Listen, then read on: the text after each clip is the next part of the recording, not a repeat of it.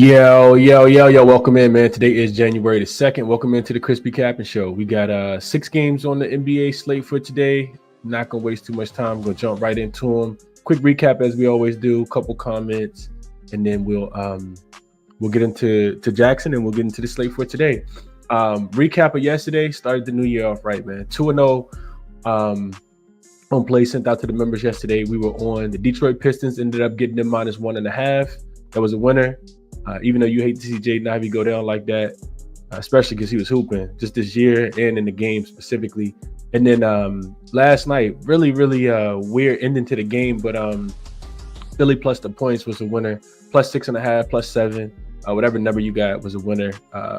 Barely a winner after having a double-digit lead in the fourth quarter. Still almost they lose the game ends up Sacramento on a 15-0 run to end the game. You hate to see that. But like I said, it was a winner. So 2-0 yesterday. A lot of plays kind of pumped the brakes on. Didn't make it. It really sucks. I don't think I talk about this enough, but it sucks that we don't know who's going to play and who can be ruled out at the last minute after not even being on the injury report. So a lot of the plays that I've been giving out, like just trying to, I said this in the Discord yesterday, just trying to be patient. Unless it's something I absolutely love, just trying to be patient because these games are, the injury report is crazy right now. You can tell the players don't care as much and players are just getting ruled out at the last possible minute. So just something to take into consideration. But we did start the new year on a 2-0 run so far. So let's go through a couple comments and we'll jump into it for today. What up, Meryl says, what's good, Chris in chat? We started the year off right. He probably had some winners yesterday. Prolific says, good morning, Chris. Still licking my wounds. Can't muster up to play. Hey, whenever you ready to jump back in, it's like double dutch, Prolific. Whenever you ready to jump back in, you can, brother. Don't take as much time as you need away from the game. GLB Best says, morning, Chris and crew. Let's keep the train rolling today. What up, Andrew? Says, good morning, Chris in chat. I love Josh Hart. Yeah, I know a lot of people played his rebounds and assists, saw his triple-double hit yesterday as well.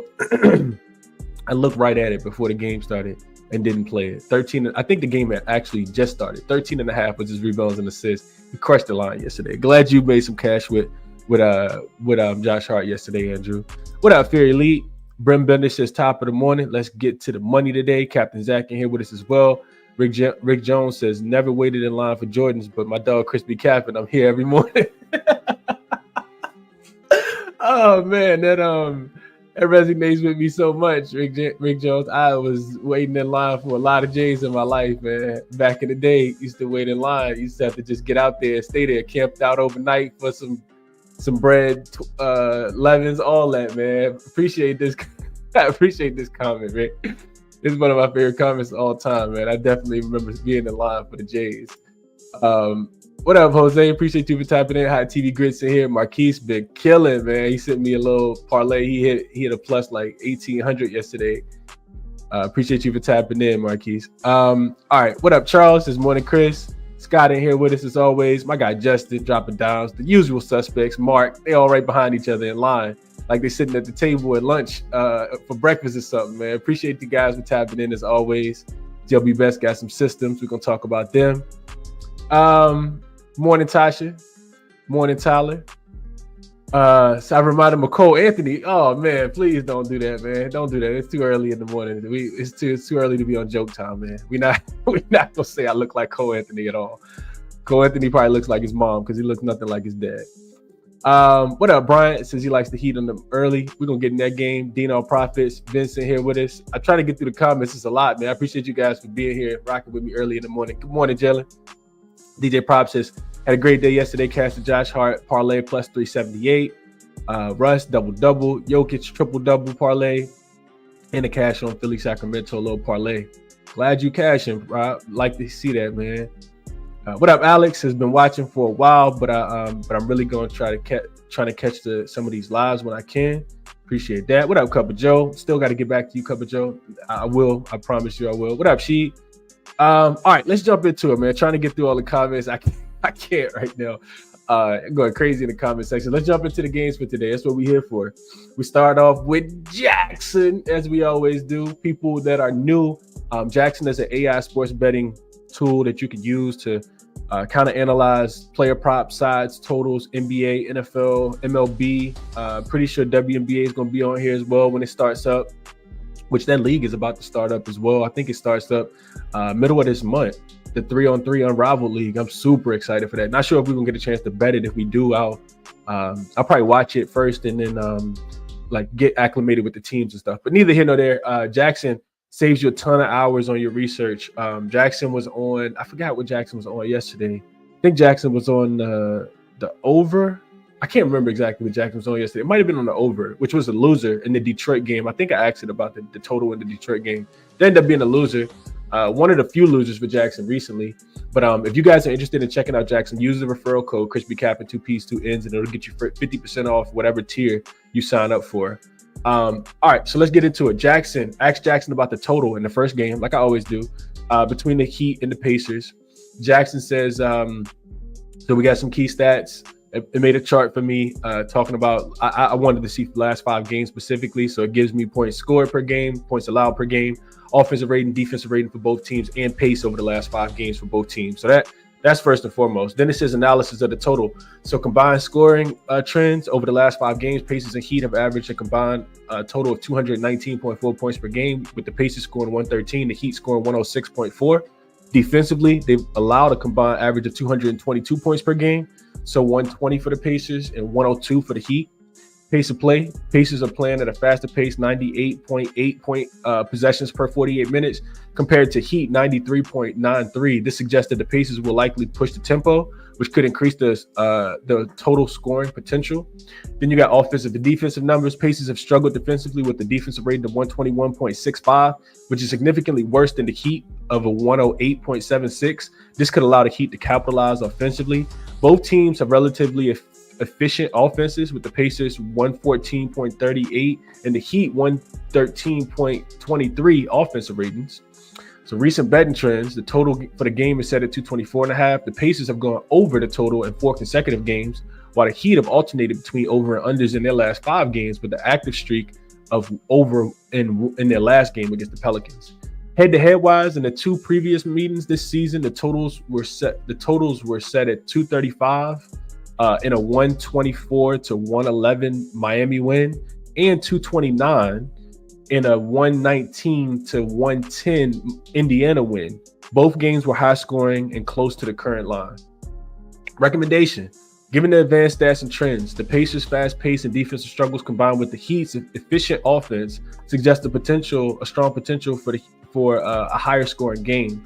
The total line of 224 points is reasonable, but the Pacers' recent trends of overs and the defensive efficiencies make the over 224.5 a solid play here.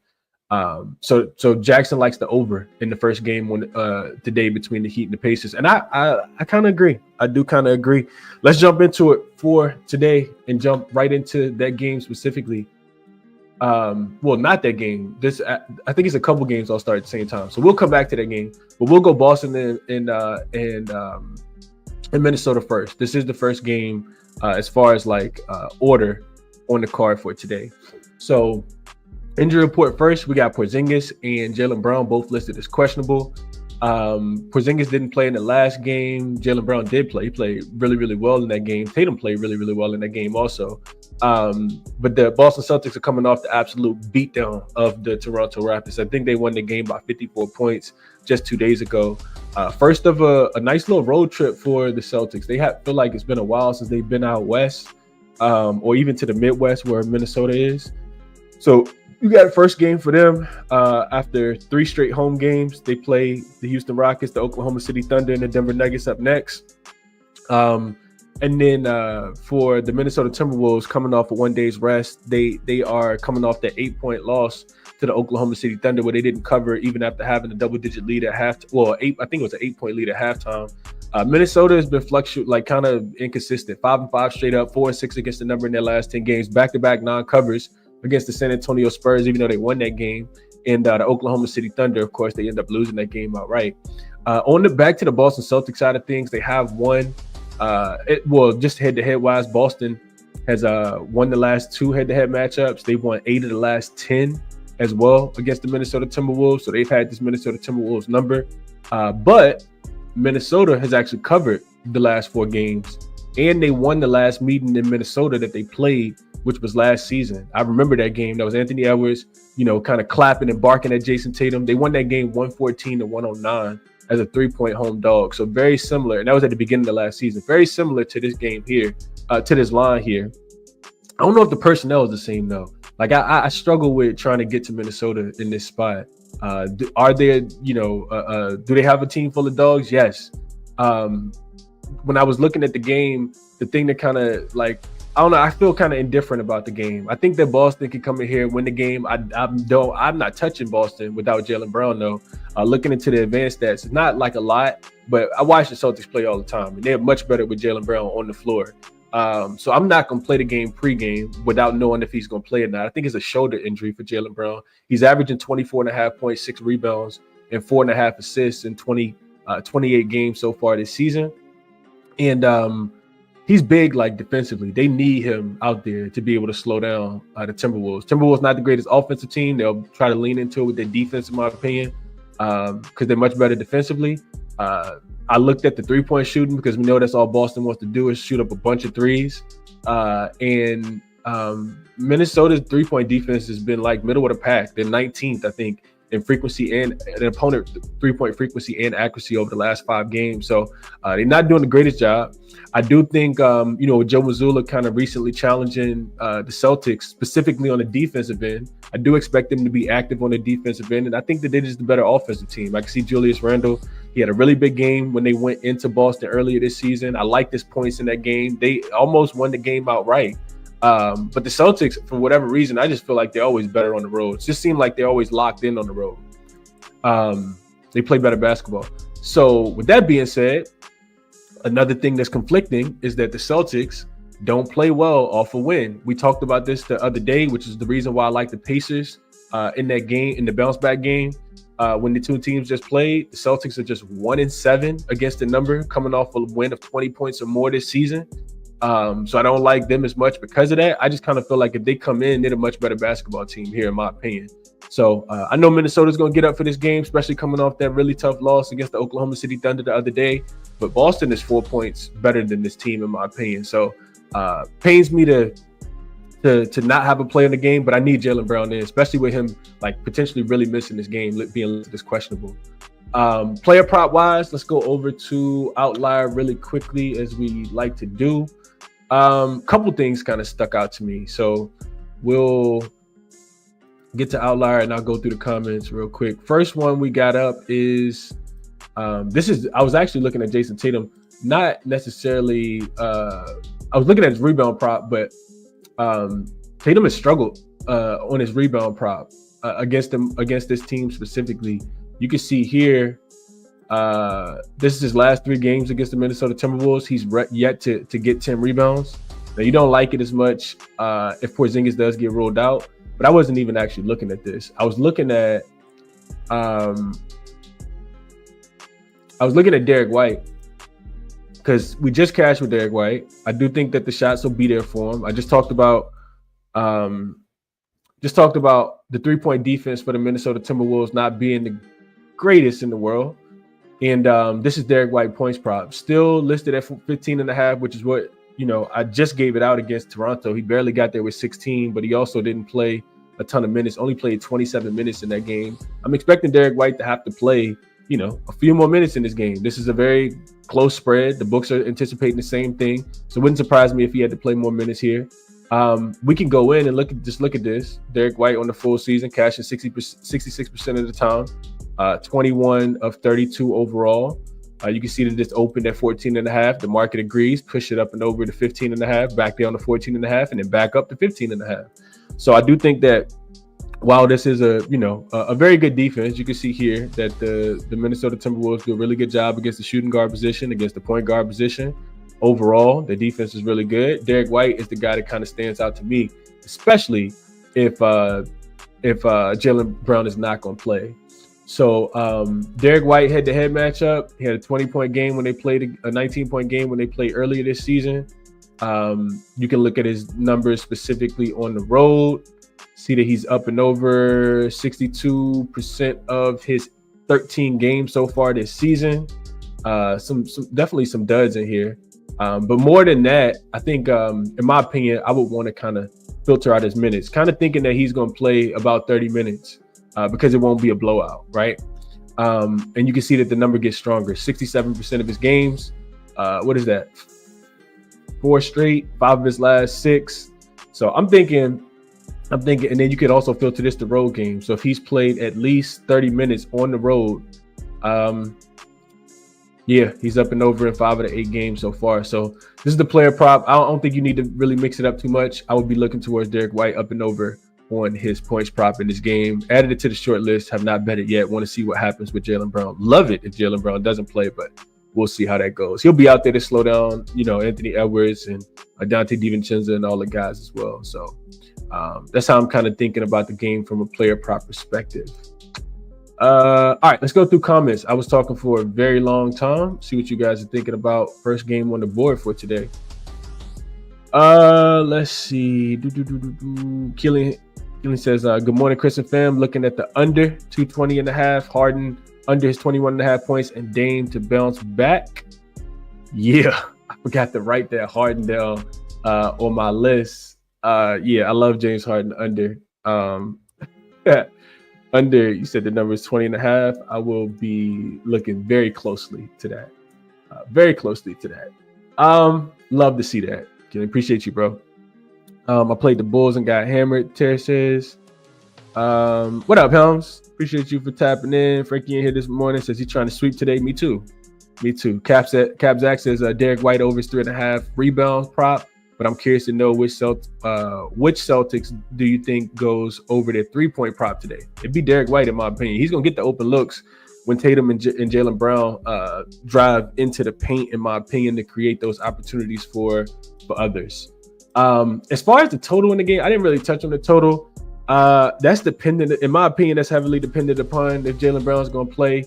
Like I said, in my opinion, he's the best. He's one of the better defenders on the team, and that whole team can play defense. But Porzingis being a part of this game means a lot. Al Horford does not move his feet as fast anymore, which he shouldn't. He's been playing for like 400 years, but don't like it as much. I don't like the total to go under as much if Jaylen Brown doesn't play. I think they could squeeze up and over the total with it being so low. Merrill likes Tatum to get 10 rebounds. Brian says he likes the Celtics here on the short line. I agree with that. Real quick, this just kind of makes me think. The Celtics on a short line. So let's look at the Celtics this season when they've been laying less than 5 points. Excuse me. When they've been laying less than 5 points, the Celtics are probably one of the only times so far this season. So they're 1-1 straight up, 1-1 against the number. They beat the Bucks outright by 6. Laying 5, and they beat they lost to the Cavs in Cleveland. And both of these games have actually gone under the total as well. They're averaging about 221 points, but we had totals of 229.5 and 230 against the Bucks and the Cavs. So can't really take too much from that. Celtics 1-1 straight up against the number this season as a favorite of 5 points or less. Let's just go back and look at last season. See what they did in this spot. Celtics were 8-10, so not good. 8-10 straight up. Hold on, let's make sure this is regular season though, because this might be playoffs as well. Let's filter this to regular season. 7-9 straight up, so not great at all. 7-9 straight up, 5-10, 5-10-1 against the number, 11-5 to the over. So suggested they didn't play as much defense in this spot. Let's add if they were on the road. 6-8 straight up, 5-8-1 against the number, 9-5 to the over on the road, laying 5 points or less. Okay.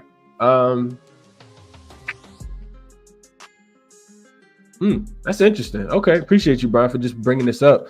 Merrill says he likes Julius Randle to go over his 4.5 assists. He's been cashing the number, man. We've been talking about that. I kind of like that as well. They've been using him a lot more as a facilitator. Like that one is a lot as well. Merrill likes Pritchard over his 12.5 points. Marquis says he took the Wolves +4. Julius Randle over his points. Sandwich spot for the Wolves. They go back on the road after this game, Brian says. I agree with that. Christian says Julius Randle under his points, rebounds, and assists. So So power forwards have actually done really, really well against the Celtics. Julius Randle specifically had a really good game. I talked about liking his points the last time these two teams played. If the Celtics like come in here playing soft, Julius Randle's probably gonna end up like getting to his numbers. I wouldn't take Julius Randle unders in this game. This wouldn't be the game that I would take his unders. Real quick, his points prop is at 19.5. He has gone under in back-to-back games against OKC and San Antonio.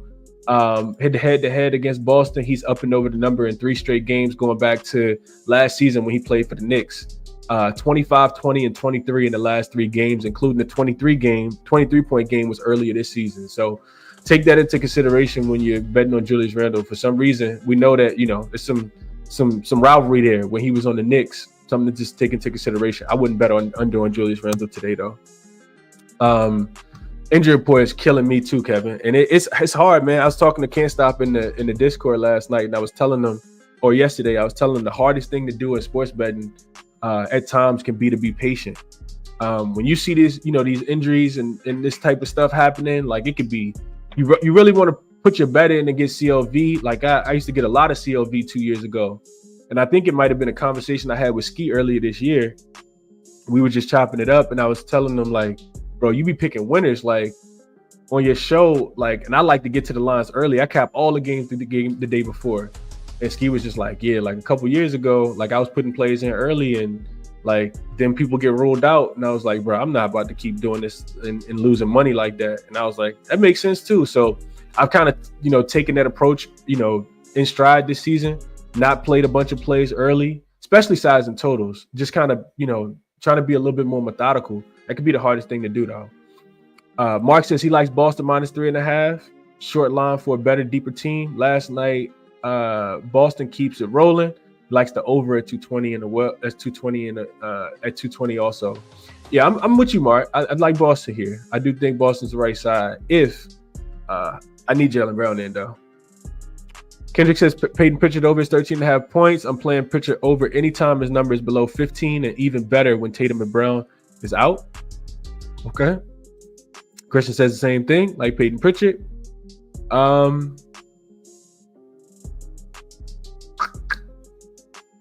Let's see. What up, Dream? My God. What up, Dream? It's top of the morning, my guy. Love Brown points and threes. Amazing history versus Minnesota.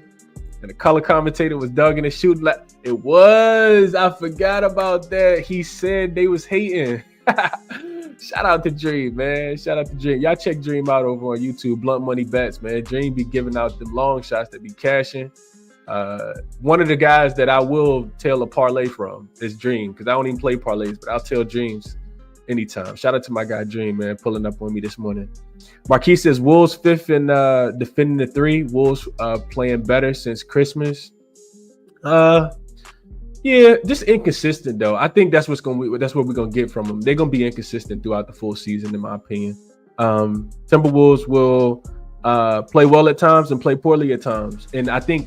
I also put this in my notes. They really struggled, with turnovers in that last game. For anybody who watched them play against OKC, they couldn't stop turning the ball over in the third quarter.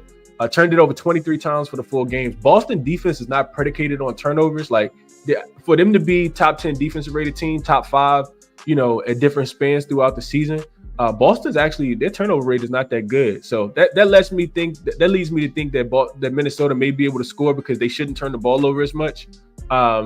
And I think I like the over a little bit more because of that. But Boston has been getting out pushing pace. They're number 1 in transition frequency over the last 5 games when I was looking into that as well. So that, like I said, all of that kind of makes me think that it's going to be a little bit more of an over game.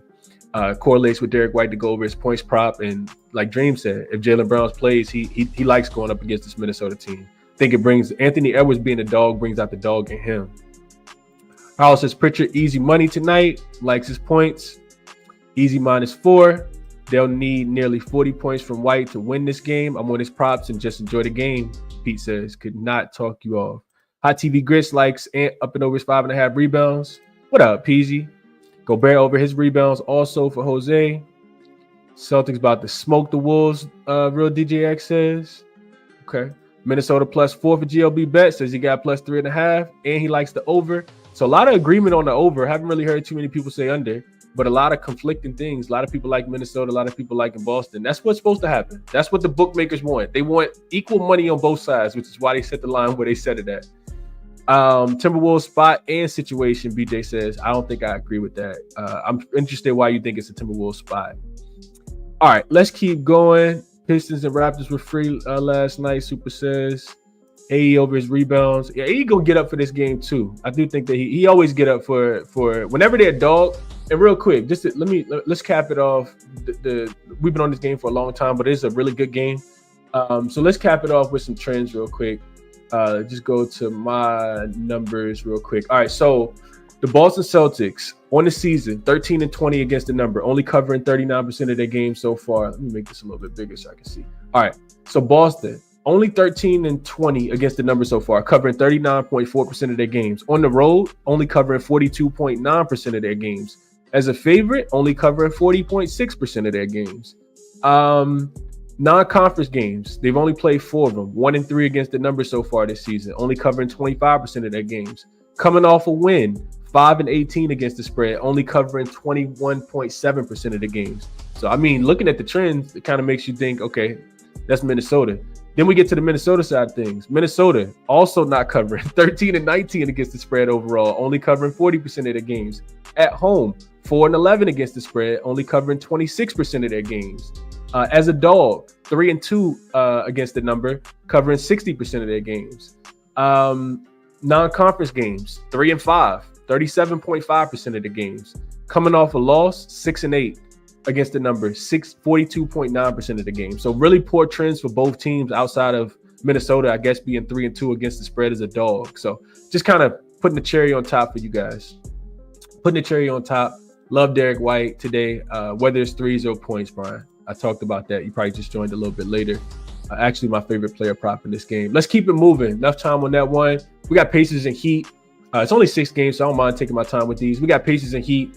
Heat open as I think I wrote this down as a 2.5 point favorite yesterday. 2.5 point home favorite. Total open 226 is coming down to 224. It looks like right now. This is the one jaXon said that probably likes the over a little bit more on. All right, so injury report.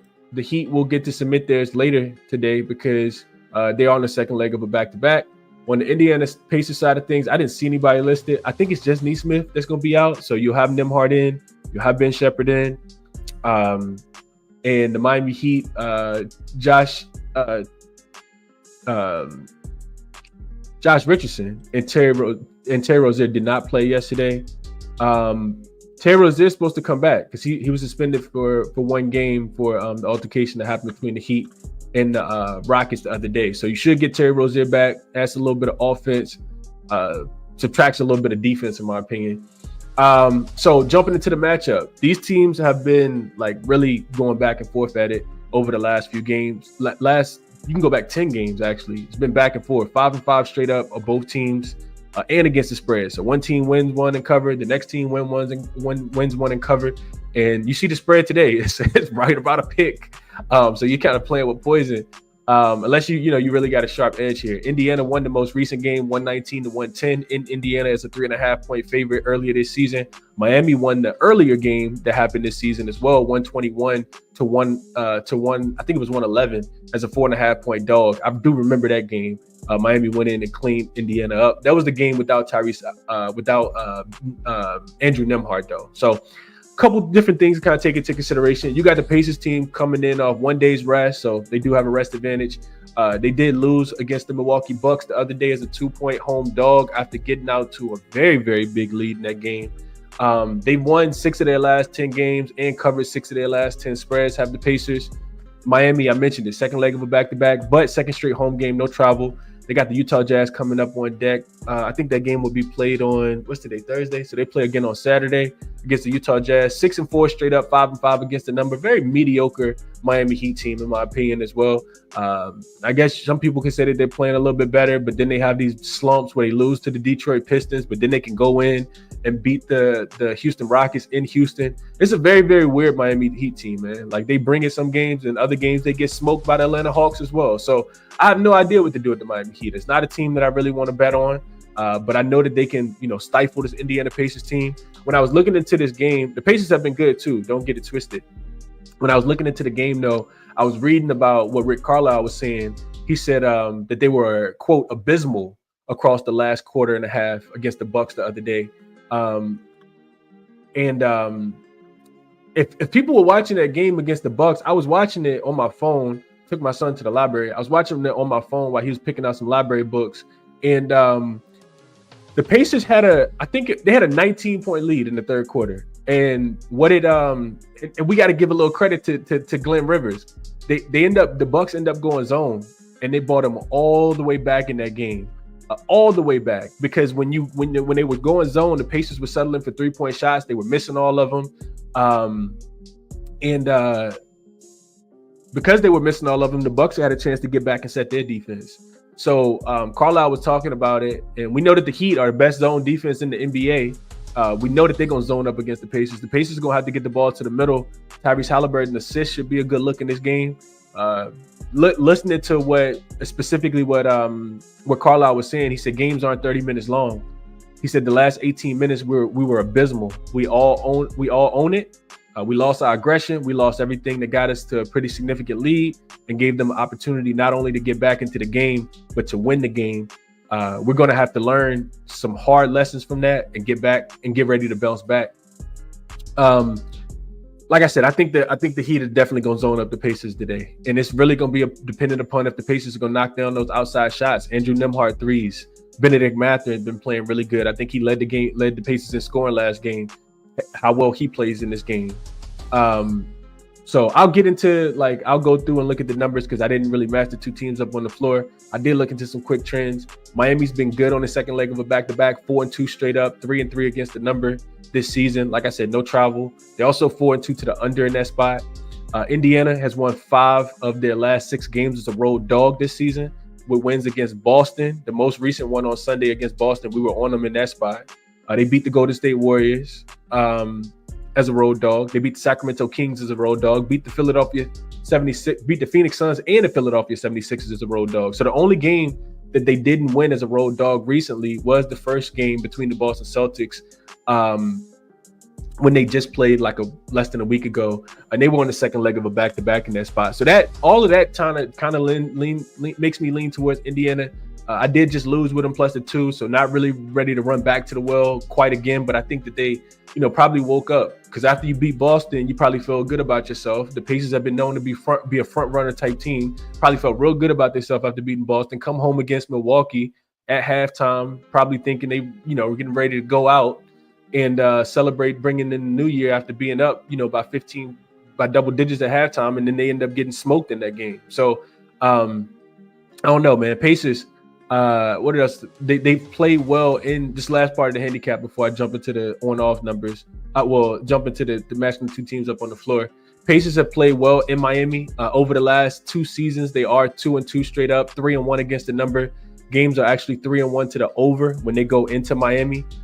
They're going over by an average of 17 points per game as well. When they play in Miami. So real quick, I'm gonna just match the two teams up on the floor, and then I'll go through the comments and see what you guys are thinking about this one. I really want to make a play in the game, but I'm not sure how I want to play it, if I'm being honest. So first thing I want to look at is the Pacers on offense versus the Miami Heat defense. Pacers on the full season, 15th in offensive efficiency, 7th in effective field goal percentage, 10th in turnover rate. So they do a really good job of protecting the basketball. Last 5 games, 13th in offensive efficiency, 8th in effective field goal percentage, 6th in turnover rate. So they're doing a really good job still of turning the ball over, not turning the ball over. Pacers are taking a lot of mid-range shots. They're 1st in long mid-range frequency, 2nd in all mid-range frequency, 4th in all mid-range accuracy. Last 5 games, not shooting a ton of threes, 24th and above the break 3, 22nd in all 3-point frequency. And like I said, I do expect Spoelstra to try to zone them up today. The Heat have been really good against the 3-point shot as of late on the full season, 19th in frequency for their opponents, 18th in opponent accuracy. But last 5 games, they're actually last 5 games, they're actually top 5 against the 3-point shot, above the break 3, holding teams to 30.6%. So they've done a really good job running teams off the line. not running teams off the line. Teams are shooting the fourth most threes, but only hitting them at the fifth highest rate. Last 5 games, their overall 3-point defense is 9th in frequency for their opponent and 6th in accuracy. So they've done a really good job. Pacers aren't a great 3-point shooting team. Indiana will probably want to push, especially with the Heat being on the second leg of a back-to-back. They're 15th in frequency as far as transition, trying to get out and push. 8th in points scored per 100 possessions via the transition bucket. Last 5 games, the Heat defense actually taking a step back. They're 18th in frequency, 24th in opponent points. So you don't like that if you like the Heat. And then we flip it. Let's see if Miami should be able to score against the Indiana Pacers defense.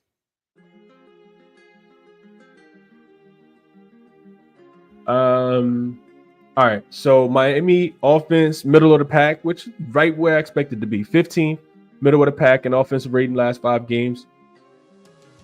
21st in turnover rate. So they turn the ball over. Pacers actually forcing the fewest turnovers in the NBA. Heat not getting a lot of second chance opportunities. Pacers really good about limiting their opponent's second chance opportunities.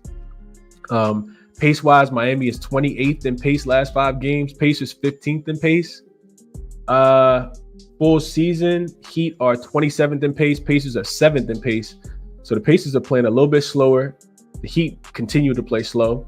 Miami shooting a ton of threes. 9th in 3-point frequency, 5th in 3-point accuracy. So the threes are going in. Pacers been doing a pretty good job. Top 10 in 3-point defense last 5 games. Miami is not pushing pace. 23rd in transition frequency. 23rd in a point scored via transition. And the Pacers are the number 1 team in limited transition buckets. This makes me think under. I talk about the Heat being a good mid-range defense. And that's where the Pacers are shooting a lot of their shots from. And then I also just talked about the Miami Heat shooting a ton of threes. 9th in 3-point frequency last 5 games. 41% of their shots are coming from the 3-point line, shooting it at 39%. But if the Pacers are going to be a top 10 defense, holding teams to 34% from the 3-point line, if they're not making those shots, this game is, I think, going to go under. Miami's not pushing pace, playing super slow. Probably going to try to dictate pace being at home. I think I like under a little bit more after looking through this. Under. And this line open... 226 has come down to 224. Under 224. Just a little live cap. Indiana, Miami, under 224. All right, talk for it. About 4 years. Let's see what you guys are thinking about this one. No player props. Didn't really look at player props.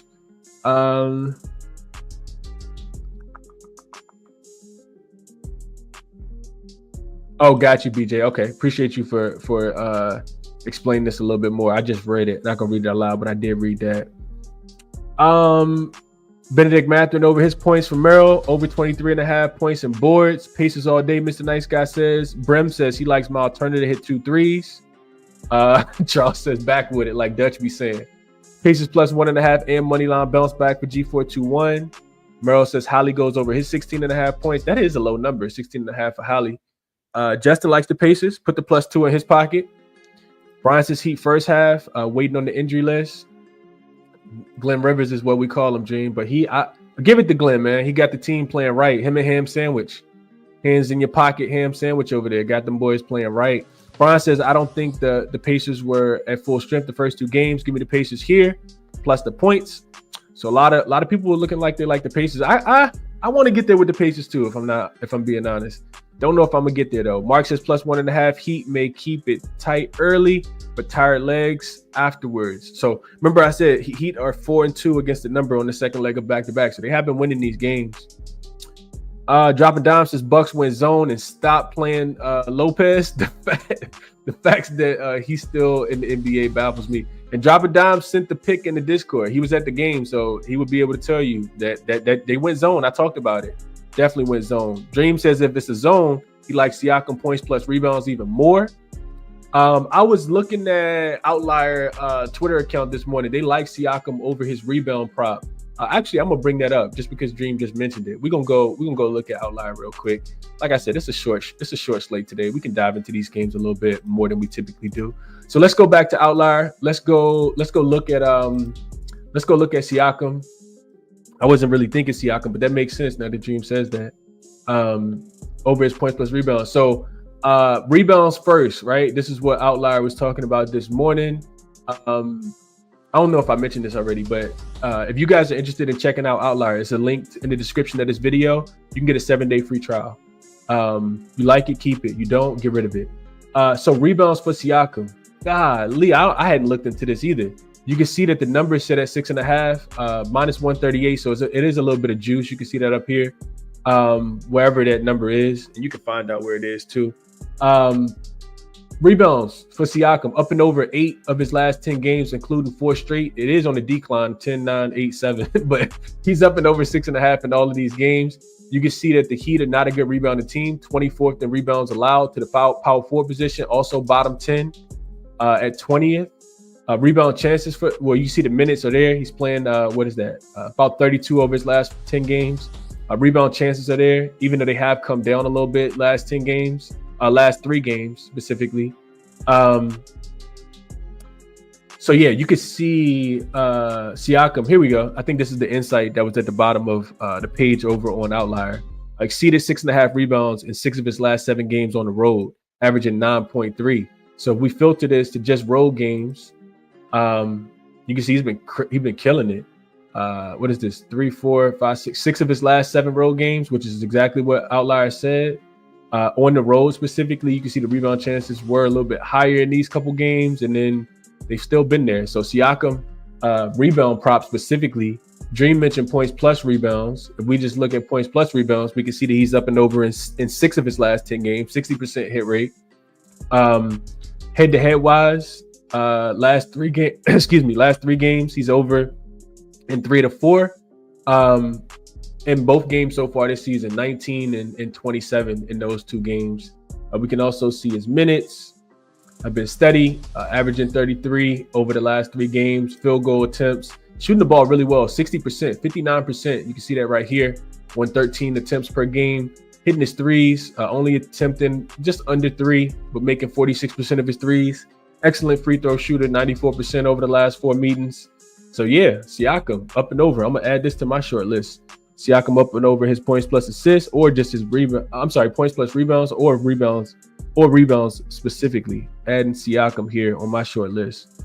Over the rebounds was 6.5, and the points plus rebounds is 25.5 for Siakam. Okay, like it. Shout out to Dream in the chat. I know a couple other people were talking about it as well. All right, cool. Let's get back into it. All right, so Dream said that.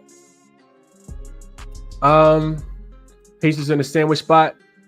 In line is on the Heat, Brian says. Indiana team total over for Merrill. Really want to take Hero under his rebounds and assists. Tyler Hero been hooping, man. And I don't know if people saw it, but Jimmy Butler didn't play in the 4th quarter last night. So Jimmy might have some fresh legs. They asked Eric Spoelstra about it after the game, and he said that, they were just kind of cruising. They didn't. He went with he stayed with the lineup that he was with. So we'll see. I think under though. I think over, and I think a little lean towards the Pacers, but not anything I put in my pocket yet.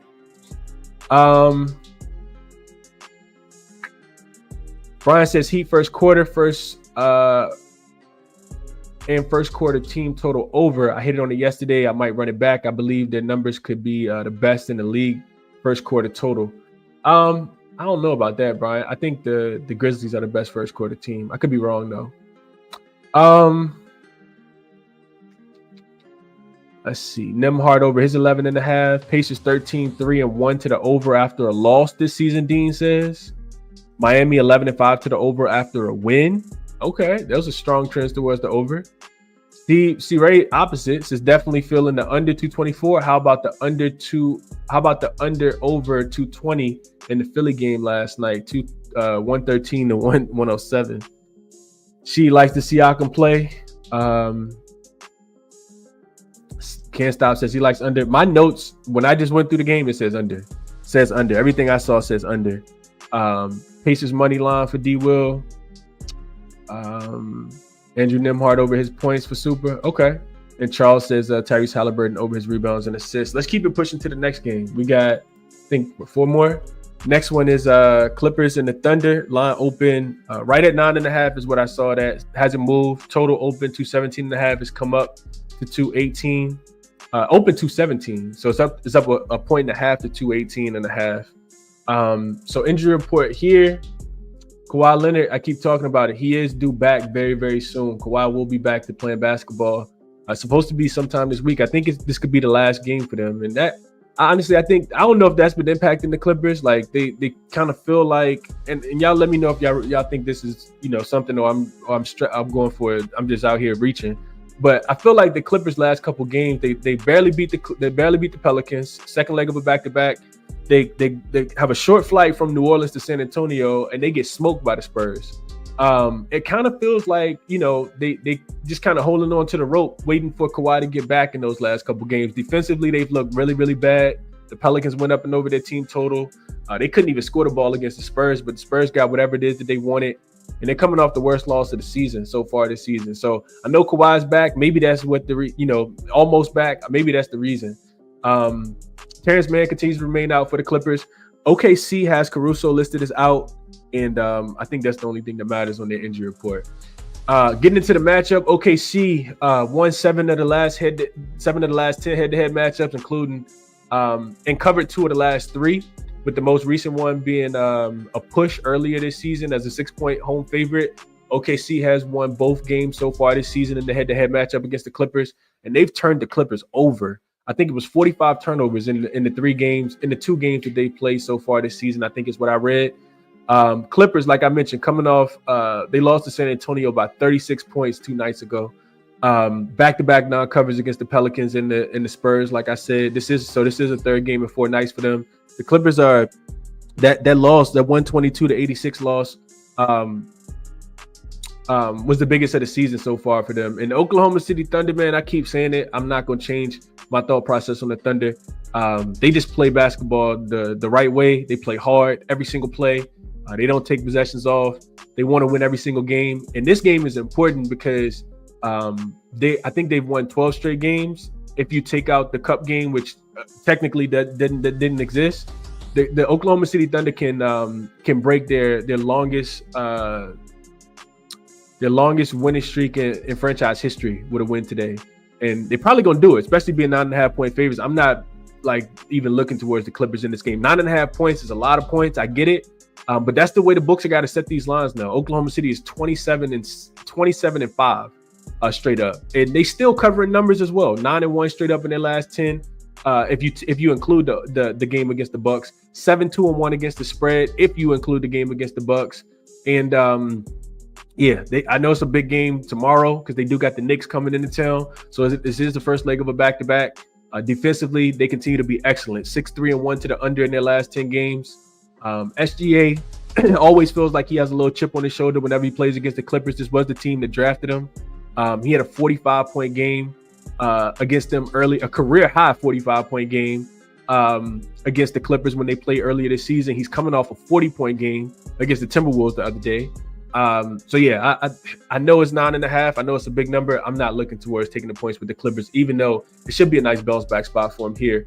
And they should potentially be able to keep it close. Player prop wise, we cashed on James Harden under his points earlier this season in the same matchup, so I'll bring that up over on Outlier. Don't really feel too inclined to play the total. Honestly, 9.5 is too big of a number as well. Even though the Thunder continue to cover.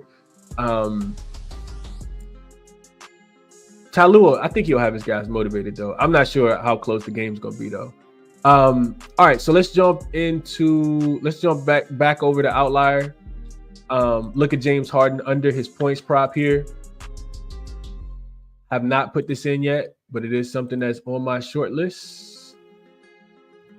Whenever James Harden plays against this team, we know that the Thunder are the best team in the NBA against the pick and roll. They have been for the full season.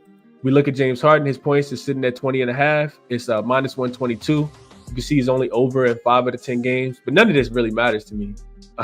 What really matters to me is, the head-to-head matchup. But over here, open 21.5. Got bet down to 20.5, got bet back up to 21.5, and then got bet back down as of about 20 minutes ago, back down to 20.5. And I agree with the movement coming here on the under for James Harden. Head-to-head wise, there we go. Last 4 games, James Harden has failed to exceed 18 points against the Oklahoma City Thunder. We were on this, I think, earlier this season in this game where he had 17. Not sure if we played the 12 game, but may have been on this one as well. OKC, best defense in the league. You can see that right here against the point guard position. Give up the second fewest points in the NBA. Love James Harden in this spot. You can see here, this is the defense that they play. So even though James Harden is playing, just about 35 minutes per game, his field goal percentage, he's only shooting 38%. You can see that right here. Looks like he's attempting just under 14 shots per game in the last 4 games against the Thunder. Actually, let's go to this season. This season head-to-head. So head-to-head, I don't know if I can filter it like that. I don't think I can filter it like that. But anyway, he struggles. 39% from the three-point line, 38% from the field, not getting to the free throw line a ton. Refs not calling them little bailout fouls for him. So only shooting, 4 free throw attempts per game. I expect the Clippers to come out with something. I'm just not sure it's going to be James Harden specifically. So, I like James Harden under his 20.5 points here. You may be able to get a 20.5 as well. Definitely shop around for the best number, but probably it's not official play yet, but it's probably going to be an official play for me. James Harden under his 20.5 points. Shout out to Keelan who put that in the chat earlier. All right, let's see what you guys are thinking about this one.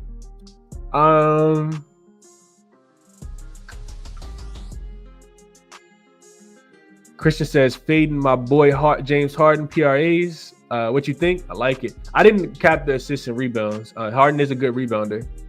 He's a good assist guy too, but I know back-to-back games, James Harden hasn't gotten to his assist prop. Against the Oklahoma City Thunder, against the Pelicans, he didn't get his assist prop, and against the Clippers, against the Spurs, he didn't get his assist prop either. So real quick, Harden assists. Damn, they dropped the line all the way to 6.5. James Harden assists was like 8.5, like a couple games ago. So this probably got bet down. His assist is only sitting at 6.5 right now, though. So yeah, he's up and over that number against OKC. Against OKC, both games so far this season.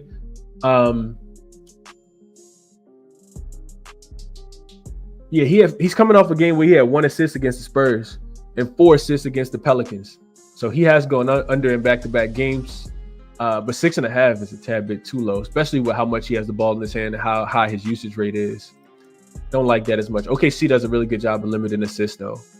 C-Ray says, OKC 9.5. I think I'm taking the points here. He says, I have Harden under 22.5 points with power playing. Okay.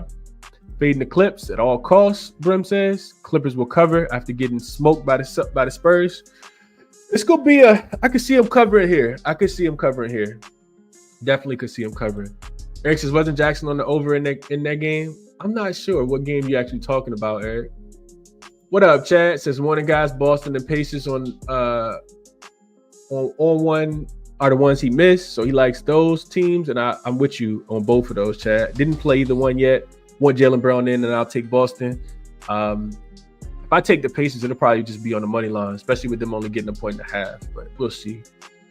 OKC is free. I hate to see that, but they have been about free.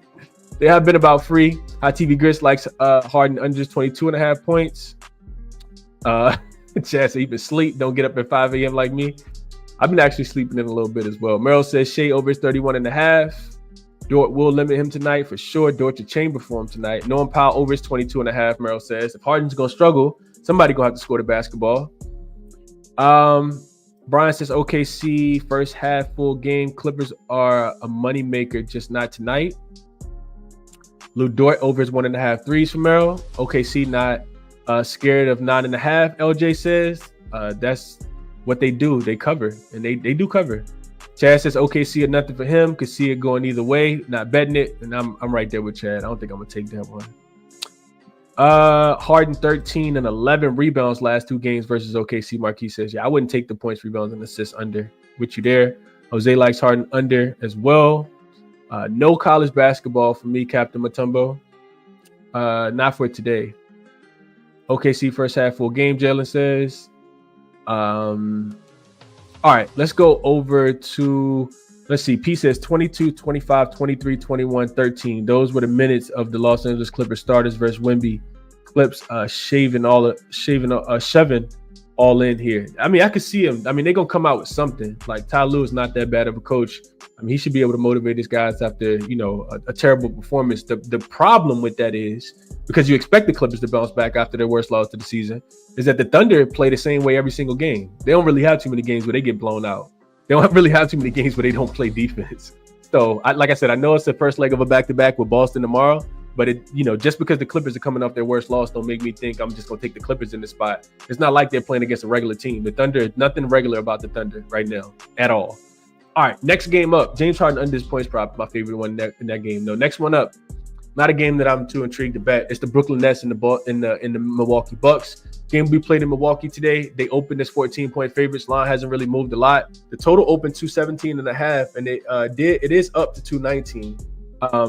Kind of feels like Milwaukee should be able to score the basketball however they want to in this spot.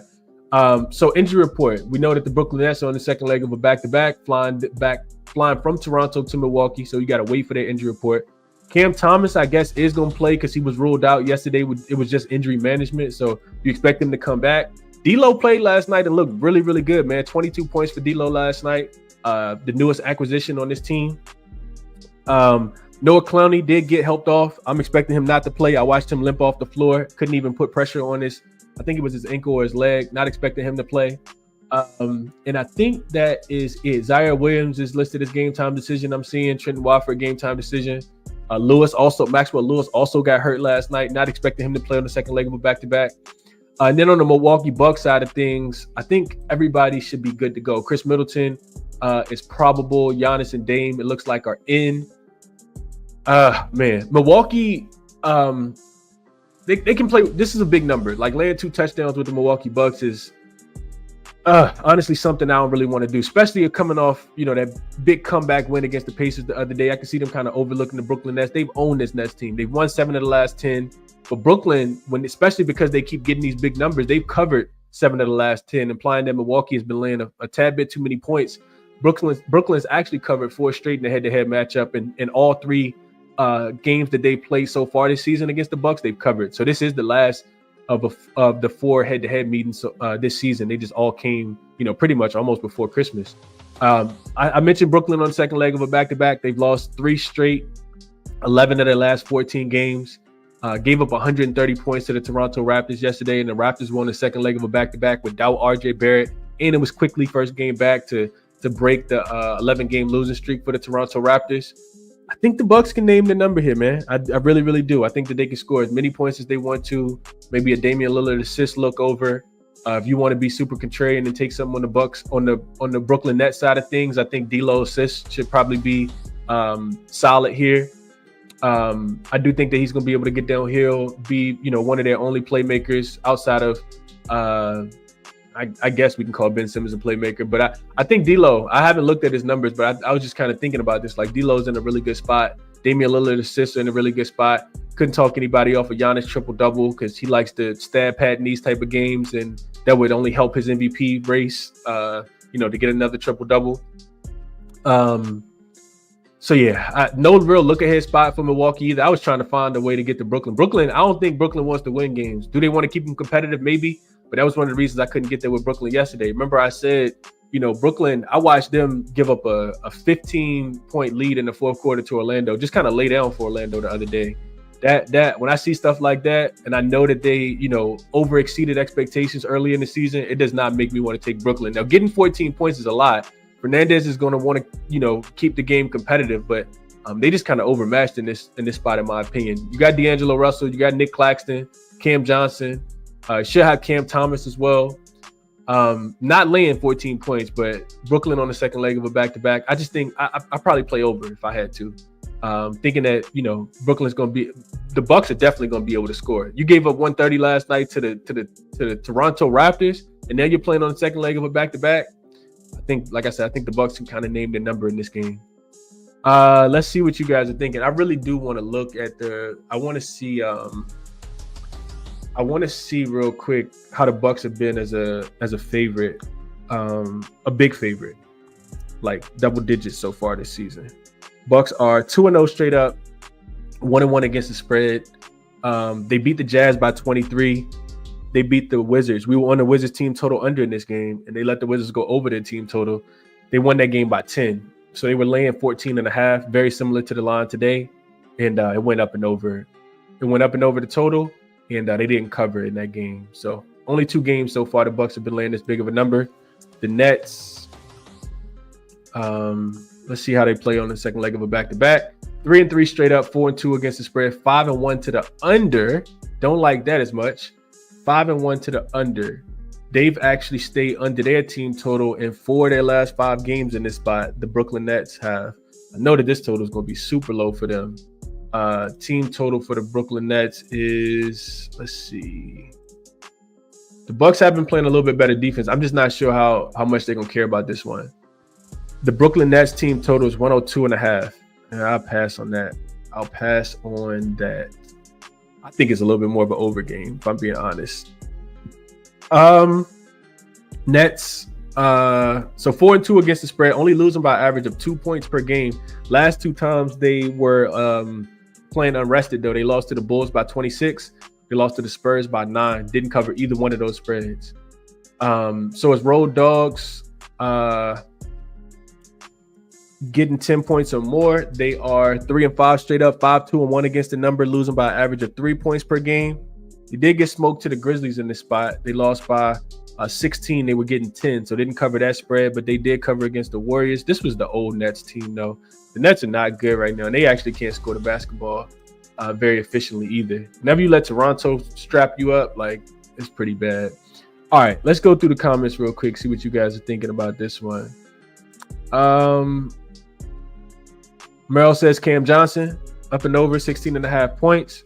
Brem says, shout out to D-Lo, came in cooking. Diamond as well.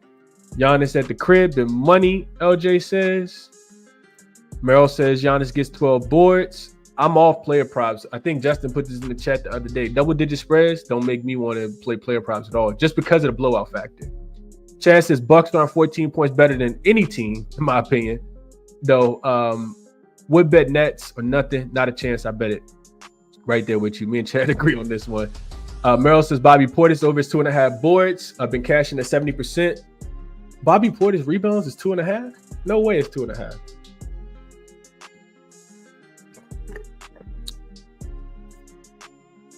No way that's 2.5.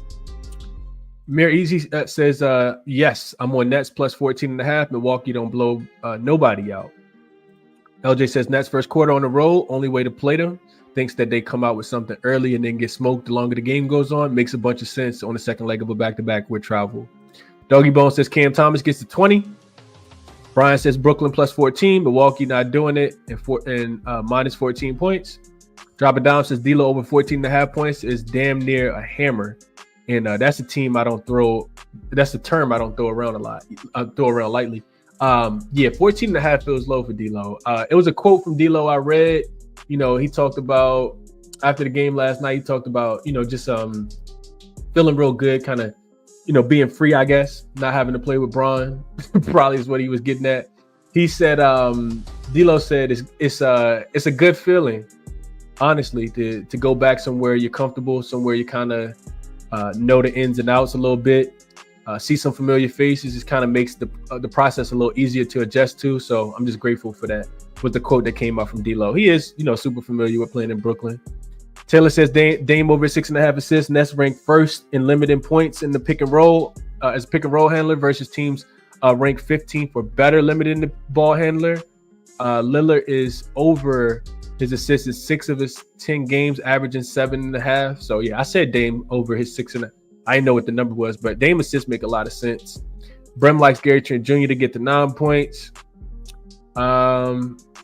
None. None for me, Justin. I will be watching this game, maybe jump on something live.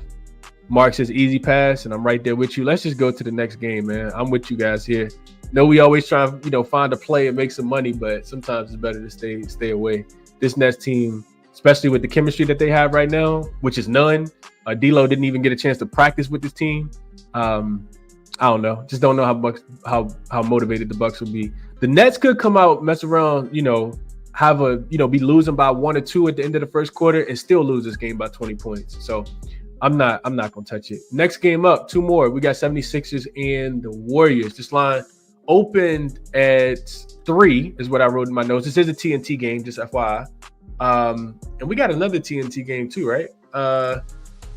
Real quick, I think we got another TNT game for today. Let's see. We got the Boston and Minnesota game is also a TNT game. I don't think I realized that. So Philly and Golden State is the other TNT game as well. So we got this. Let's see if this line is moved. Still 3. I see 3.5 on Circa. People pushing this to 3.5 on Circa. So it's an interesting line though. So the total opened 219.5. I actually saw 221. I wrote 221 in my notes. The live eye screen I'm looking at right now says it opened at 219.5. So that's not accurate. This did open at 221 and this come down a lot. Definitely agree with the under. I didn't take the under. Probably should have played it last night. That would probably be my favorite look in the game. But the spread was interesting because I saw this open at 3. It actually came all the way down to 1.5. So people were betting Philly last night.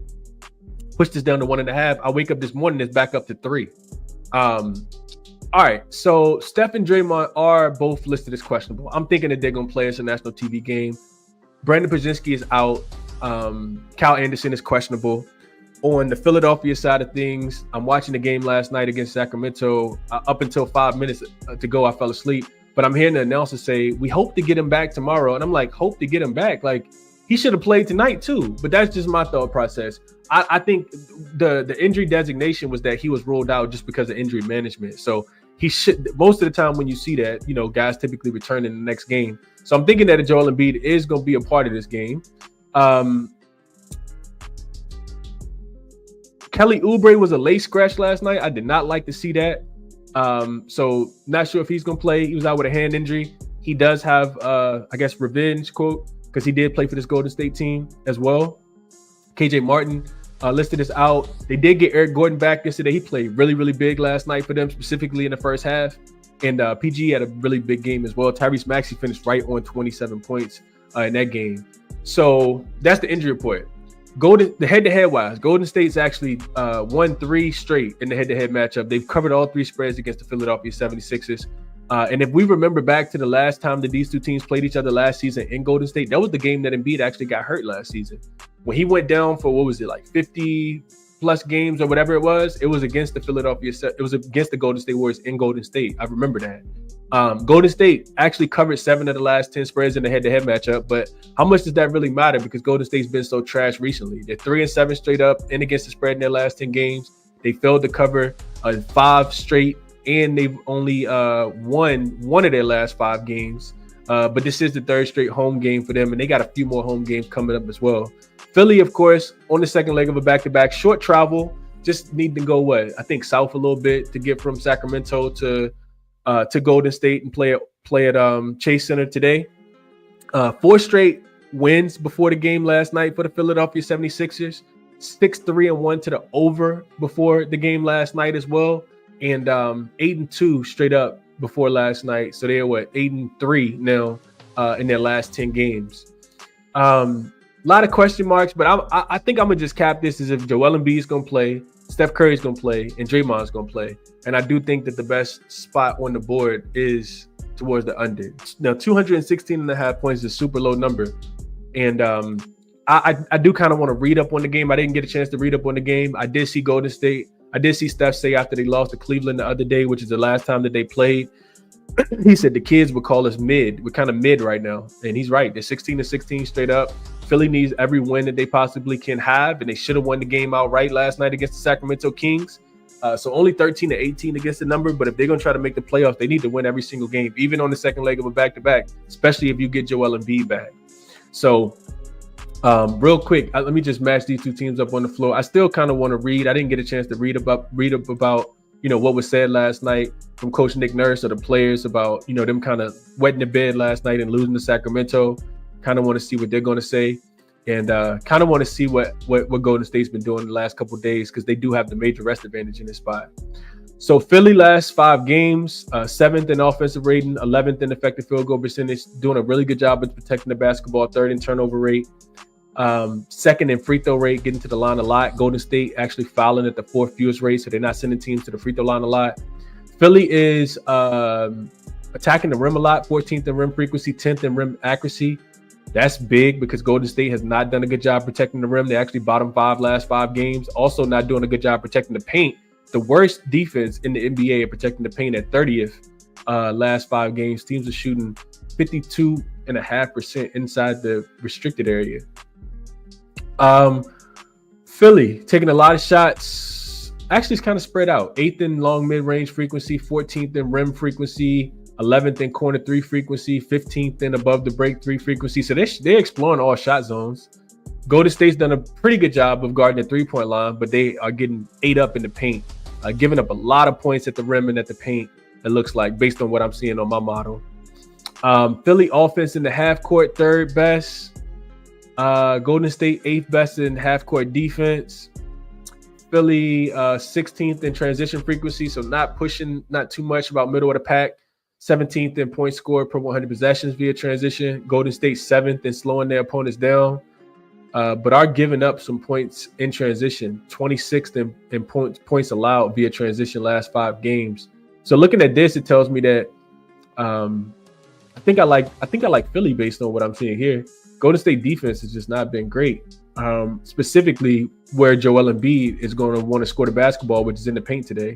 The problem is, do you trust Joel Embiid? All right, so we look at Golden State offense, which has pretty much been non-existent. Let's see what these numbers look like. Match them up against Philly's defense. Golden State is the 3rd worst offensive team last 5 games, shooting 46.6% combined 3-point and 2-point shots, which is the worst in the NBA. They are doing a pretty good job protecting the basketball, 9th in turnover rate. Philly forcing the 2nd most turnovers. Golden State 3rd in offensive rebound rate. Philly giving up the 5th most offensive rebounds. You don't like that if you like Philly at all. Golden State is not doing anything well offensively. They're actually the worst 3-point shooting team over the last 5 games, shooting 28.7%. You hate to see that, man. That makes me think the Steph Curry era is gone. Clay already done dipped out, man. This is not a splash city anymore. 30th in 3-point accuracy last 5 games for the Golden State Warriors is crazy. Wow. Probably not going to get better. Philly is a really good 3-point defensive team. They're holding teams to under 34%, which is top 8 in the NBA over the last 5 games on the full season. They're the 8th best defense against the 3-point shot as well. So that lends itself to an under, in my opinion, because we know Golden State's still going to want to shoot a ton of threes. They're still shooting the 10th most above the break threes. 16th most threes overall. Are trying to get in the paint a little bit more with Kuminga, I guess. 7th in paint frequency, but 26th in paint accuracy. This Golden State offense is just so bad, man. Half court, worst offense in the NBA, scoring 83.8 points per 100 possessions in the half court. That's crazy. Damn, Golden State don't got it no more. 28th in transition frequency, so not pushing pace. Philly is pretty bad in transition defense. We talked about this ever since they played against the Pacers a couple weeks ago. They're giving up the 3rd most points allowed. They're giving up the 3rd most points via the transition bucket over the last 5 games. On the full season, same thing, giving up the 3rd most points. So I guess Steve Kerr looks at that. His coaching staff say we probably want to push, especially with Philly being on the 2nd leg of a back-to-back. Golden State, not whatever they're doing right now isn't working anyway. So Golden State may want to switch things up and play a little bit faster. But they are 28th in transition frequency. Philly does not do a good job of defending the fast break, though. With Embiid on the floor, I still feel like he's not super conditioned quite yet. Boy, I want to kind of take Golden State, man. I can't though. I don't think I'm gonna play this game. I do not think I'm gonna play this game. I do think under is the right thing to play. It's move 5.5 points, so don't like it as much. You can still get 217. Maybe I'll look towards that if I had to make a play. Let's see what you guys are looking at, and then we'll go to the last game, which is Portland versus the Lakers. Let's see. Maxey over his 24.5 points for Merrill. Going back to the well. Wiggins, Brim likes over his 15.5 points. I only bet Wiggins when Curry is in, Brim says. PG over his 5.5 rebounds. Charles says, whole pack of backwoods. He's not playing this game. Mir says, fading the 76ers back-to-back games. I'm sorry. So I looked in. Did I put this in my notes? Let's see. I thought I put this in my notes. Maybe I did not. Let's go look at this real quick. I want to say I looked this up though. So 76ers, just sharing insight with you guys. 76ers are 0-3 straight up on the second leg of a back-to-back this season. They have covered 2 of the 3 games. They were getting 11.5 points, 6 points, and 9 points. Only getting 3 points in this spot. But they have not won a game on the second leg of a back-to-back. Lost to the Cavs, lost to the Magic, lost to the Cavs. All 3 of those games. Really good teams too, though. Got to point that out. The Cavs probably, I don't know if they're better than OKC, but they're definitely a top 3 team right now in the NBA. So don't like 76ers on the second leg of a back-to-back, but got to use the context of who they've been playing. The Warriors.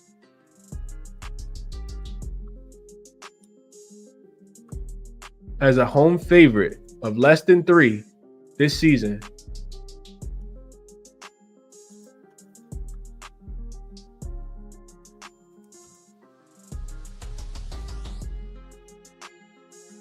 Home favorite of less than 3 for the Warriors. They are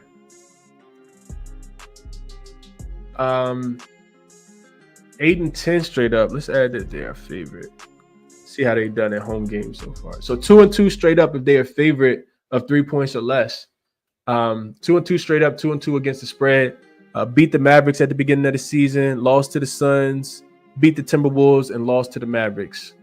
So not a lot to go with there. All right, I'm not going to keep looking.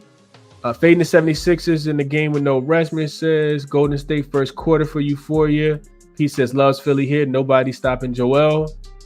Joel should have a really good matchup here. Sixers for Miko, I think is how you pronounce that. Draymond's trash. I told y'all about the Kings. They can't be on a 6L streak forever. They didn't cover last night, Euphoria. I actually cashed on the opposite side. Chad says he likes the Sixers today. Mark says he cashed Philly first half and full game last night, leaning Philly again.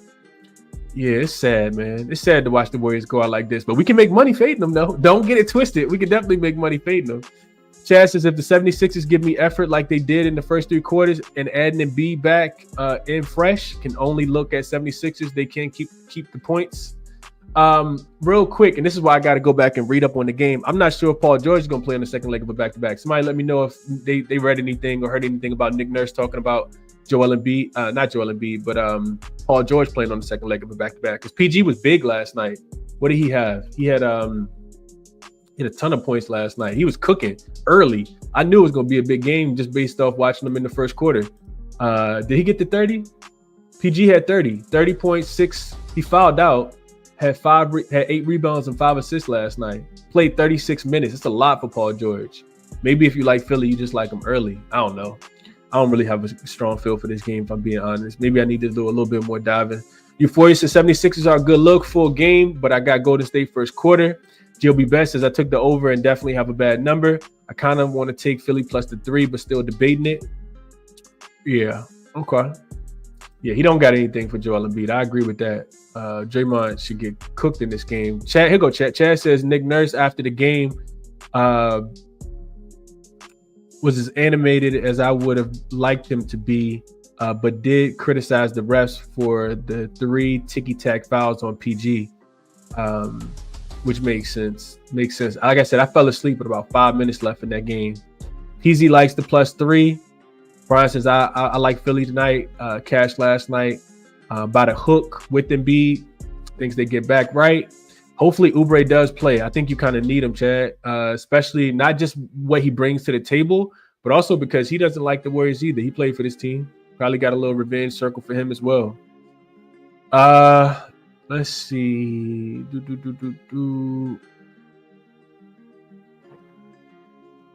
JBS says, I did it. Just grab Philly plus the 3.5. Not too many left at many books. Yeah, I want to see what happens, man. Would like PGM, but not a deal breaker if he's out, as long as I get Oubre in. So Chad just wants one of those guys to be ruled in. I kind of want both. And I want to know if Embiid's going to play, because we've seen weirder things with Embiid where he still mess around and don't play the game. But let's get over to the last one. We got the Portland Trail Blazers against my Los Angeles Lakers. This line open with the Lakers laying 8 points as a home favorite. Total open 224 is what I wrote down in my notes yesterday evening. Total hasn't really moved. Well, I guess you could say it's moved a little bit. I see it going under at 224. I also see a 225 out there over on Caesars as well. So shop around for the best number if you're interested in the total. Line has moved in favor of the Lakers from 8 to 9 now. I also see, well, no, 9. I do see 9.5 right now as well. So shop around, get the best of the number, whatever it is that you want to play here. Injury report, we got Anthony Davis listed as questionable. Bron's actually not on the injury report, first time in quite a while. Anthony Davis is just listed as questionable. We'll see what happens with AD. I think that he's going to play. And then on the opposite side, Jeremy Grant and Banton is the only people on the injury report for Portland. Jeremy Grant is ruled out. I think it's still something wrong with his face. No Matisse Thybulle, he hasn't played in quite a while. Lakers got, like, they should be healthy in this spot. They should absolutely roll is what I'm thinking. Haven't bet the Lakers, but I think that's the way I'd be looking. So head-to-head wise, they've kind of owned Portland. One of the red teams that they have kind of owned. They've won 7 of the last 10 going back a couple of seasons ago. 4 straight if we're just looking at this season and last season. They've covered 3 to 4 games as well, including both of the ones this season already. And you look at Portland, just kind of Jekyll and Hyde team, man. They're 3-7 straight up, 4-6 against the spread in their last 10 games, only 1-4 in their last 5. 2 days rest here, first of a long road trip. I think they're about to go out east of the Portland Trail Blazers. The Lakers have been playing a little bit better basketball outside of the game against the Cleveland Cavaliers the other day. They're 6-3 straight up. I'm sorry, 6-3 straight up in their last 9 games. 7-3 against the spread in their last 10 games are the Lakers. Second straight home game for them, so no travel. First leg of a back-to-back. They got the Atlanta Hawks coming in town tomorrow. 5-1 against the spread in their last 6 games are the Lakers. 3 straight overs. 3 straight overs after going under in 5 straight games. So if I look at Portland last 5 games, I kind of feel like even though they've gotten a little bit more healthier, their defense has been pretty bad. I'm expecting the Lakers to be able to score the basketball. The only play that I've made so far today is actually in this game, and we'll get into that in just a second. But if I'm looking at Portland, last 5 games, like I said, they are a terrible defensive team. Giving up 127 points per 100 possessions. That's the worst in the NBA. Portland Trail Blazers, worst defense in the NBA. Allowing teams to shoot 60.5% effective field goal percentage, worst in the NBA. Sending teams to the free throw line at a 26.6 free throw rate, worst in the NBA. Lakers are 3rd in free throw rate, 5th best offense last 5 games, 5th in effective field goal percentage, protecting the basketball really well at 5 turnovers per game. At 5th at turnover rate per game. Shooting the 3-point shot a little better, about 39%. Adding Dorian Finney-Smith should help that out a ton. I wasn't even expecting Shake Milton to get minutes against the Cavs, but he did get some minutes. I think the Lakers win this game comfortably, man. I really, really do. I want to lay the points. Doesn't scare me too much that it moved from 8.5 to 9, because if the Lakers gonna win and take the game serious, I think it's gonna be a win by margin. Not really too afraid of the first leg of the back-to-back with Atlanta tomorrow either. I just kind of feel like Portland gonna give it up. Last 5 games, they're getting outscored by an average of 18 points per 100 possessions, and their offense has looked a little bit better. Portland on the full season is 27th in offensive rate, only averaging 108 points per 100 possessions. But last 5 games, they're up to 112 points per 100 possessions, and they're 14th. So their offense has looked a little bit better. They're shooting the ball 55%, which is 14th as well. They do turn the ball over a lot. The Lakers don't force a lot of turnovers. Bottom 5 last 5 games. And Portland, 3rd in offensive rebound rate as well last 5 games. That's the thing that they do best, is rebound the basketball. They're 3rd in rebound rate, offensive rebound rate. So you're going to need the Lakers to get on the boards. You want AD in for that reason. But yeah, this is a terrible 3-point defense when I'm talking about the Portland Trail Blazers. Second worst in the NBA last 5 games. Teams are shooting 42%. Overall, shooting 44% in the corner three, which is where the Lakers like to target a lot of threes. They're 7th in corner three frequency and accuracy over the last 5 games. And then I'm just looking at the Lakers, not playing super fast. 28th in frequency last 5 games. This feels like a pace-up game to me, though. I kind of feel like the Lakers will try to get out and run. Portland has been a bottom 5 transition defense last 5 games. And on the full season, they're the 3rd worst transition defense in the NBA.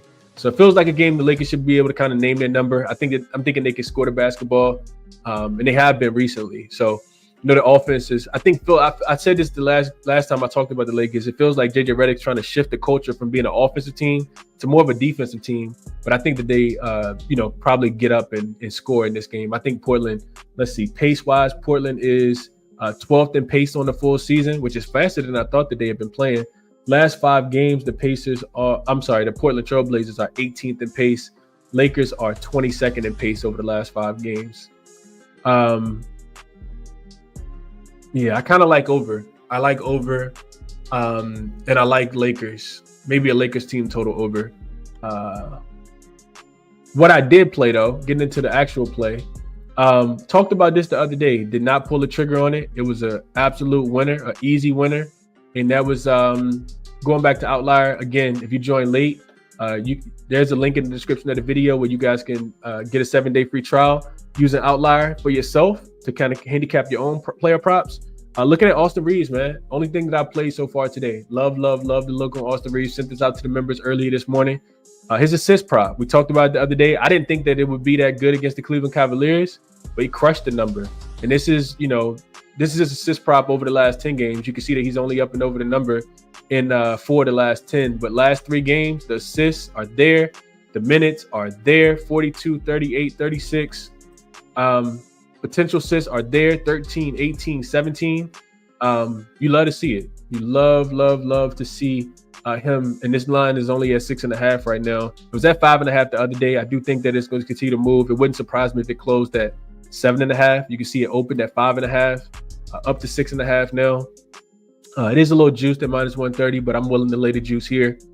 Portland giving up the 7th most assists on the full season to the point guard, giving up the 6th most assists. It's just not a good defensive team. I just told you guys they were the worst defensive team over the last 5 games. Austin Reeves has been a big contributor for playmaking over the last few games, even before D'Lo got traded. But the only game since D'Lo's been traded, you can see the 10 assists here against the Cleveland Cavaliers as well. So I do love Austin Reeves up and over his 6.5 assists. Official play for me here in this game. All right, let's go through the comments and then get a quick recap and jump up off of here.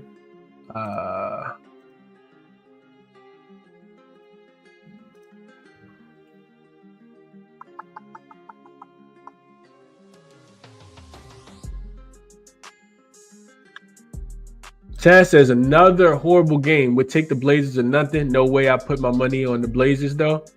Okay. Expecting a lot of boards in this game, Snowman says.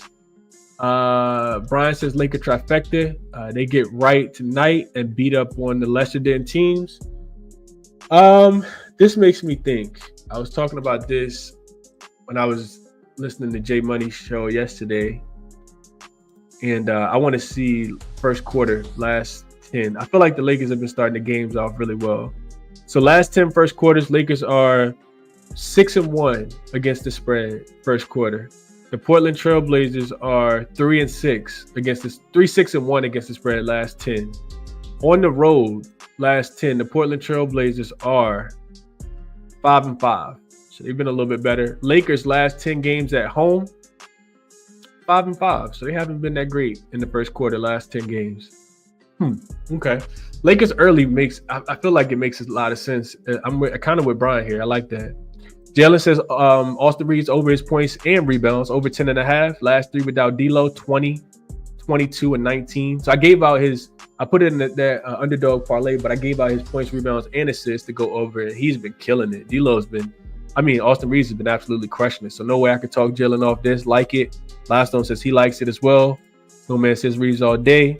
AD went over 45.5 points, rebounds, and assists the other day and cooked me. Same game parlay, same day parlay says. Reads assists, 8 rebounds for Doggy Bone. What up, Mitchell? Appreciate you for tapping in, even if it's late. That's cool. LJ said this game goes under. Portland can't score enough points.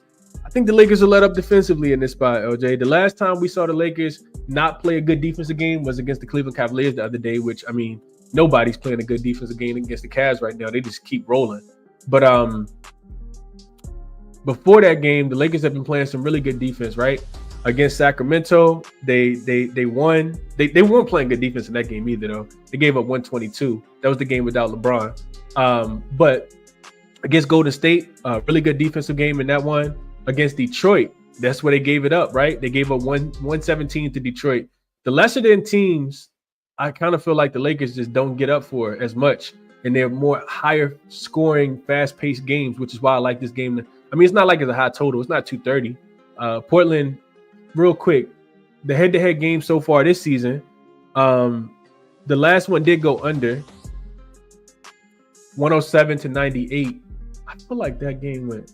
Okay, yeah, it did go under 107 to 98. That total was at 224.5. That was on December the 8th. But when they played on,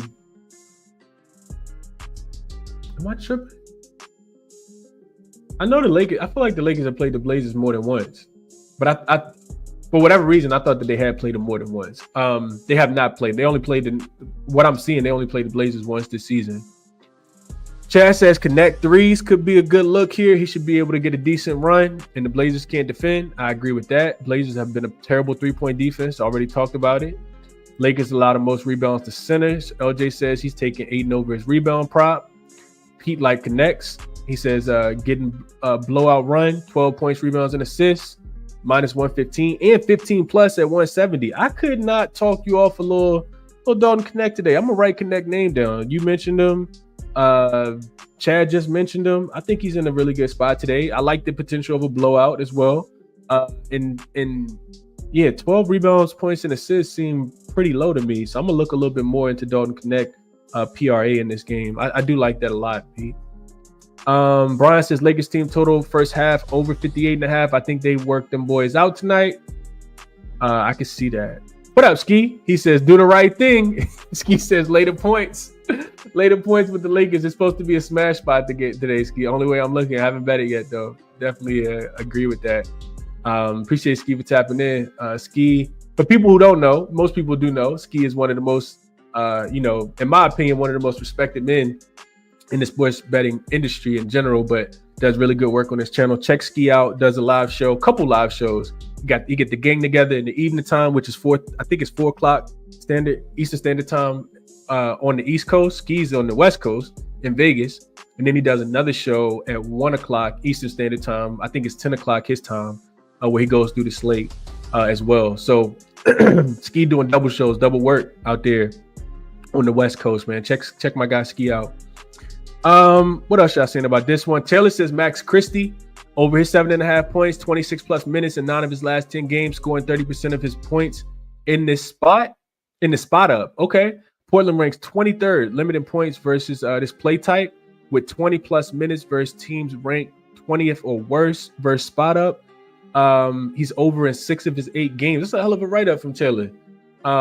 Like that, like Max Christie. The minutes will definitely be there to, just to slow down. I think Anthony Simons and Shaedon Sharpe. He is the best perimeter defender on the team. Definitely not Austin Reeves. Tomorrow over his rebounds, over 5.5. Max Christie 2+ threes. Pete says plus 170. He gets those late during blowouts. Okay. 1780 Guap says LeBron really let him play into the facilitator role. You love to see it. You do love to see it.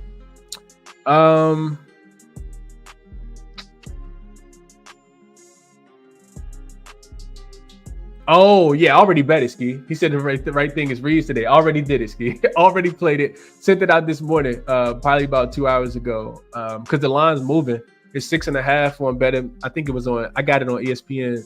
No, I got it on DraftKings, and it's up already to still at 6.5, open 5.5, but I think it's gonna close at 7.5.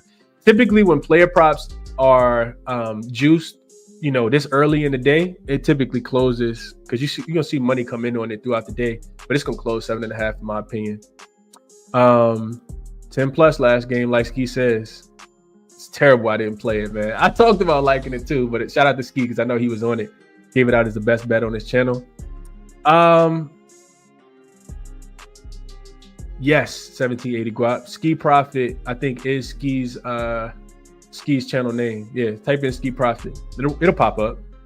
What up, Bissy?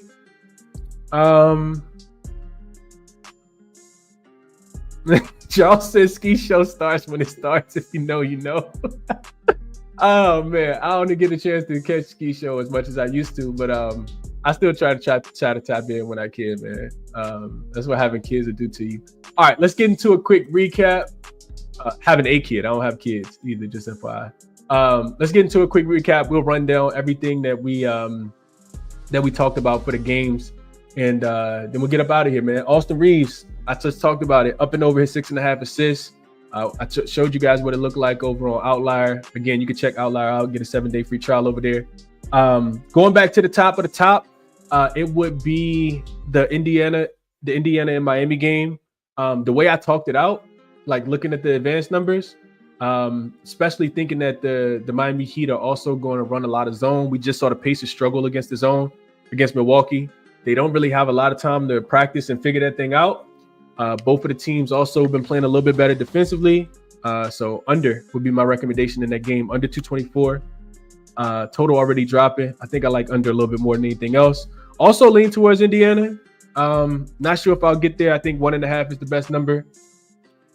I also wrote down Pascal Siakam up and over his 6.5 rebounds. If you like assist props or like player props, I do think that's a really good number for Pascal Siakam. Over 6.5 boards.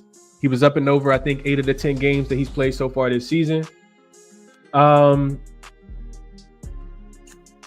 see. The Milwaukee game, I kind of lean over. I think they'll be able to score the basketball. It's up to 220 now. Sheesh. So you can still get 219.5. I just think that, like I said, the Bucks going to be able to do whatever they want to against Brooklyn. I do think Brooklyn's going to be able to score the ball. You got D'Lo there now. Cam Thomas is probably going to play on the second leg of a back-to-back. Cam Johnson is there. I think that they should be able to score the basketball. I would only be looking towards the over in that game between the Brooklyn. I don't think, it's going to be some game where, the Milwaukee Bucks are like, man, we really got to lock the Brooklyn Nets up today. So Brooklyn, Milwaukee over 219.5 is on the short list for today.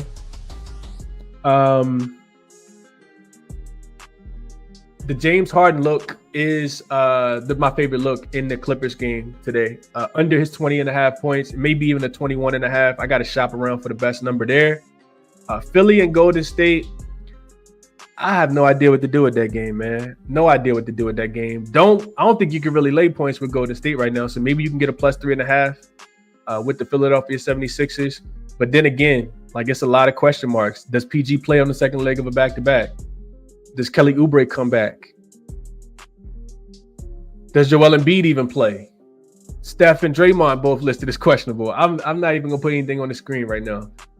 All my official, and then like I said, Laker game, only official play is Austin Reeves up and over the 6.5 assists. Love it. Love that look today. Only thing I've played so far. Boston, Minnesota. I didn't give out a recommendation in this game, but the line is moving back towards Boston. It doesn't surprise me at all. I know it came down to touch 3.5. It's back up to 4.5. If Jaylen Brown gets ruled in, I like the Boston Celtics to be able to go in and clean up the Minnesota Timberwolves today. I know the Timberwolves are a little bit, better as a dog. I think Boston about to turn it on a little bit. I think the last game was, I don't know, kind of feel like I got a good pulse on the Boston Celtics. I don't think that they're going to go in here and take the Minnesota Timberwolves lightly. So we'll see. It feels like they've had a long stretch of games where they've been playing against very terrible teams, so they just kind of go out there, do whatever. I think that they'll come to play against the Minnesota Timberwolves on the road. They also lost last year. They played in Minnesota. And I don't think this Minnesota team is as good as the team it was last season. Not to say Julius Randle can't have a good game, but I lean Boston. Boston minus the 4. You may be able to get a 4. That's the way that I would play that game. And I think it's a little bit more of an over game as well. Boston's really great defensively, but Minnesota, like I said, they turn the ball over a lot. They probably won't turn it over. Boston doesn't force a lot of turnovers, so I think that their offense could look a little bit better today. We'll see how it goes, though. Only official play is the Austin Reeves look for me, though, up and over his 6.5 assists, at least right now. I put at the bottom, all official plays can be found using the link in the description. If you guys are interested in signing up, check out that link. You subscribe, it'll send you all my plays when I make them to your email, whatever email you use to sign up. That's the show for today. Resources here. Check them out. jaXon, we talked about it earlier. jaXon likes the over, right? Was it the over? Yeah, jaXon likes the over between the Pacers and the Heat. And I kind of lean the opposite way, but don't know if I'm going to play it. Referral code, ChrisBeCappinn will get you 50% off. Same thing for Moneyballer, 50% off using code ChrisBeCappinn, 2 P's, 2 N's. Outlier, check it out. Referral code, referral link in the description. 7-day free trial. Same thing for Eyes Jam. Give Me the Dog, Killer Sports, and Cleaning the Glass are all on here as well. Best of luck on your action for today. Beautiful, beautiful Thursday. Get paid. I'll catch you guys in the next one. Appreciate everybody for tapping in. I'm out.